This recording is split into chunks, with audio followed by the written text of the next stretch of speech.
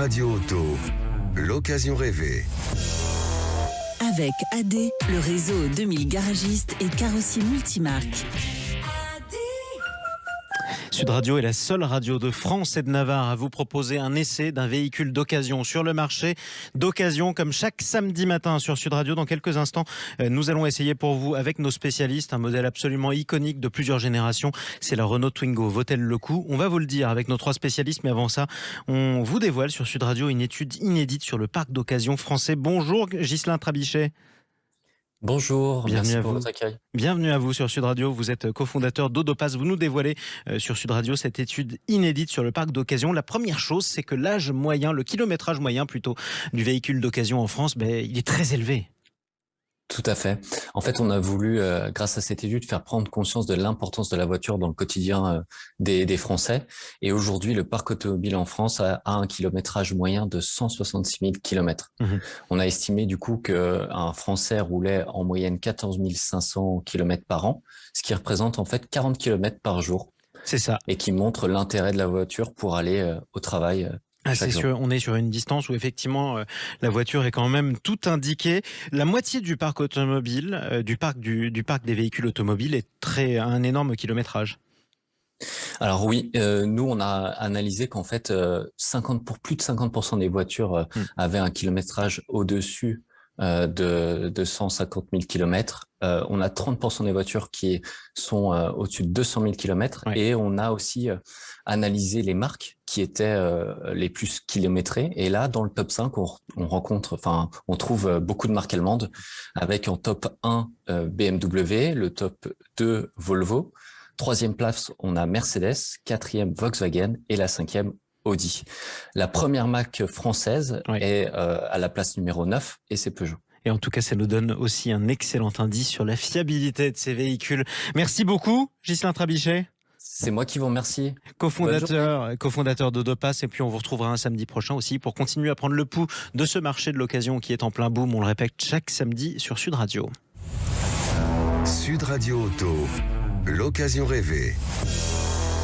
Un marché en plein boom, je le disais sur Sud Radio, mais avec des modèles iconiques. La Renault Twingo, alors une des nombreuses Renault Twingo qui a marqué de nombreuses générations. On l'essaye avec nos trois spécialistes, Berislav Kovacevic, consultant Mobility TV, Jean-Christophe Lefebvre de Flotte Automobile et Thierry Combabessou de VP Auto. Bonjour à tous les trois. Renault Twingo, je le disais, iconique, un grand nombre de générations. Berislav Kovacevic. 3 générations. La première, qui nous rajeunit pas, 93, qui a surpris tout son monde jusqu'en 2006.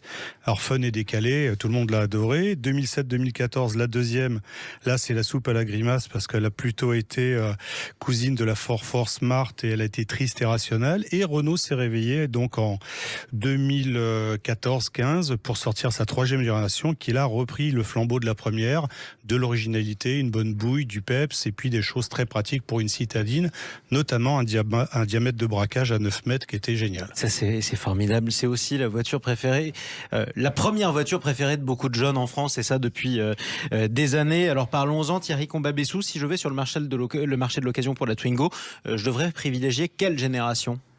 Cette dernière génération est la bonne génération en fait, c'est celle qui est mature. C'est les véhicules qui sont très fiables notamment et qui sont plutôt faciles à entretenir. On peut parler d'une cote qui est plutôt stable sur le marché, notamment le modèle autour de moins de 3 ans, moins de 30 000 km qui se situe autour de 9 000 euros. Bon an, mal an, ce qui signifie qu'on n'a jamais de mauvaise surprise sur le marché en tout cas. Ça c'est important aussi de le préciser. Et chez nous on peut dire aussi qu'il y a une forte appétence des professionnels pour acheter ces types de véhicules. Ça c'est étonnant ça. Voilà.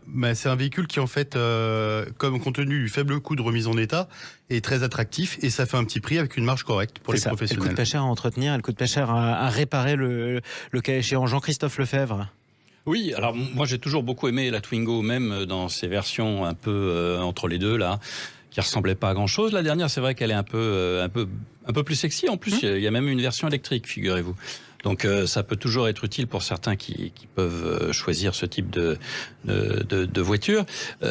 Pour moi, ça a un peu été la 4L des parents ou des grands-parents, c'est-à-dire qu'elle était vraiment utile à tout, plutôt fiable et peut même servir au déménagement.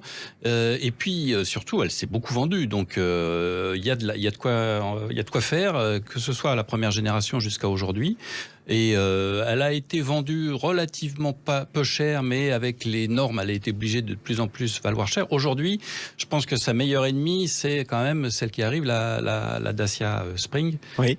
Électrique uniquement, mais qui a vraiment le prix le plus bas. En neuf, elle va vite arriver en VO. Hein, donc la Twingo a d'ores et déjà sa concurrente. Après, c'est une concurrente maison, puisque Dacia et Renault, c'est la même maison. Berislav Kovacevic, qu'est-ce que je fais avec une Twingo d'occasion? Je la préfère pour quel type d'utilisation? Les jeunes l'adorent parce qu'il y a des pages et des pages sur le plus grand portail de France qui vont de 100 à 1000 euros. Donc évidemment, première voiture idéale, très habitable. Elle avait un rapport habitabilité dimension extérieure juste extraordinaire. On n'imagine pas tout ce qui peut rentrer dans une Twingo. C'est un peu ça, il faut le préciser. Des casseroles, des marmites, des grands meubles, etc. Ouais. Malgré ces 4 places, c'était pas un problème. Alors deuxième, troisième génération, on est uniquement en 5 portes, et c'est vrai que on est passé de l'essence seule à l'essence diesel, et puis maintenant diesel terminé, mais électrique et essence. Il y en a vraiment pour tous les goûts, pour toutes les bourses. Gros cœur de marché, plutôt 3 000, 14 000 euros. Véhicule extrêmement facile, compteur au centre, on s'y sent bien tout de suite, très lumineux. Et puis effectivement, même si les plastiques sont pas très haut de gamme, c'est résistant. On voit beaucoup de Twingo qui ont 20 ans d'âge et qui tiennent encore la route si, évidemment, on n'a pas fait de stock car avec. C'est le principe, effectivement, des véhicules de génération. Alors après, Sud Radio, parlons vrai. Si je dois chercher un défaut au Renault Twingo d'occasion, Thierry Combabessou, je regarde quoi, par exemple? Qu'est-ce que je ne peux pas faire? C'est pas qu'est-ce que je peux pas faire. Je dirais que la TCE 90 avait des petits problèmes de consommation d'huile. La TCE 90 avait des petits problèmes de consommation d'huile. Donc je veux dire que c'est le petit la génération à surveiller. Maintenant c'est un véhicule que les jeunes aiment beaucoup. Je crois qu'il n'existe plus qu'en électrique maintenant, Berislav même d'ailleurs. Donc ça veut dire qu'on continue à avancer. Est-ce qu'elle aura une nouvelle vie en électrique sur le marché exclusivement électrique, Jean-Christophe Lefebvre?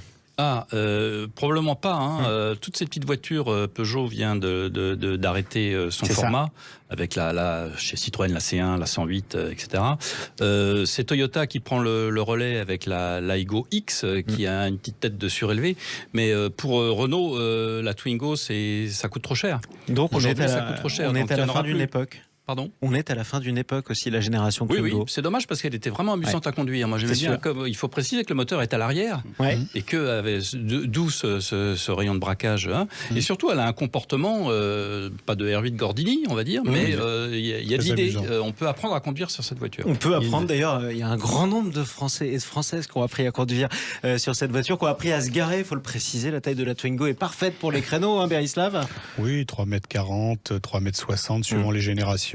Pour s'entraîner sans tout heurter, c'est pas mal. C'est ça, le pot de yaourt préféré des générations et de générations de Français. En tout cas, c'était l'hommage, de nos spécialistes sur Sud Radio à la Renault Twingo sur le marché de l'occasion. Merci à tous les trois, Berislav Kovacevic, Jean-Christophe Lefebvre et Thierry Combabessou. On vous retrouve samedi prochain sur Sud Radio Auto. L'occasion rêvée.